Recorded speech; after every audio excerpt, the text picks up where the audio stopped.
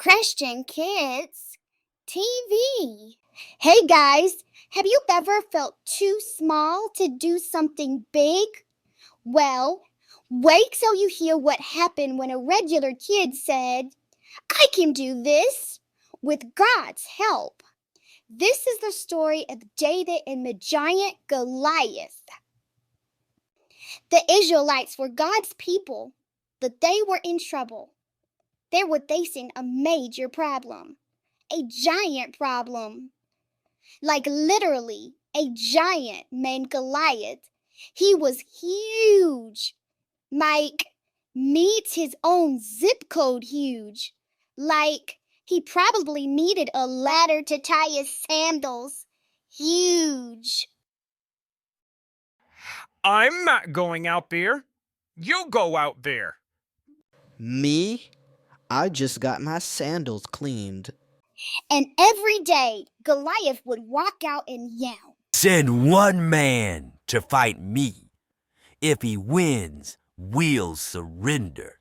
But if I win, y'all better run home crying to your mamas. But nobody wanted to fight him. Not even King Saul. They were terrified. Can you believe that? But don't worry, y'all.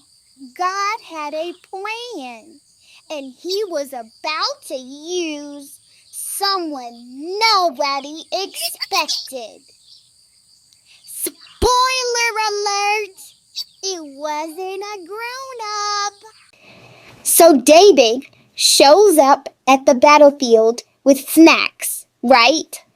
His dad told him, go check on your brothers and bring them some food. So David's got the bread, the cheese, maybe some raisins or a juice pouch, just snacks. David didn't come to fight. He can't actually deliver lunch. But when he showed up and heard that voice, boom, this deep, growly voice comes out of nowhere, like someone actually ate a lion and swallowed a megaphone. I dare you to bite me. Come on, little chickens. Are you scared? David freezes like, what did he just say? He turns to the soldiers and goes, are y'all really gonna let him talk to God's people like that? But the soldiers, they're whispering, hiding, trembling. Even King Saul, he was actually peeking out from behind somebody's shield. While David's still asking questions, his big brother Eliab shows up, looking all annoyed like he just woke up from a nap he didn't get to finish. David, what are you doing here? Shouldn't you be watching your sheep or playing your harp or something? David's like, I'm just asking questions, chill.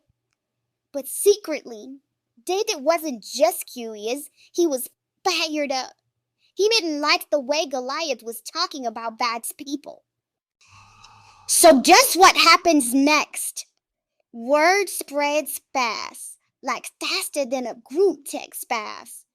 And before you know it, David is standing in front of King Saul.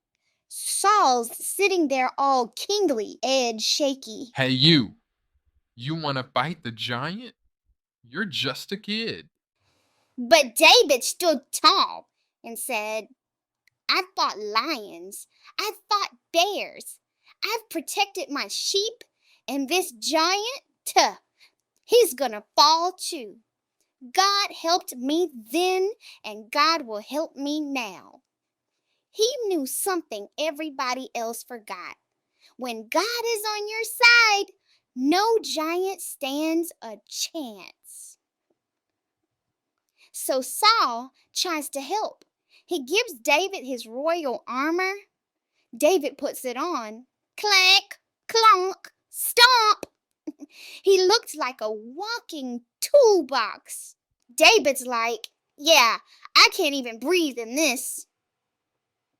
So he takes it off.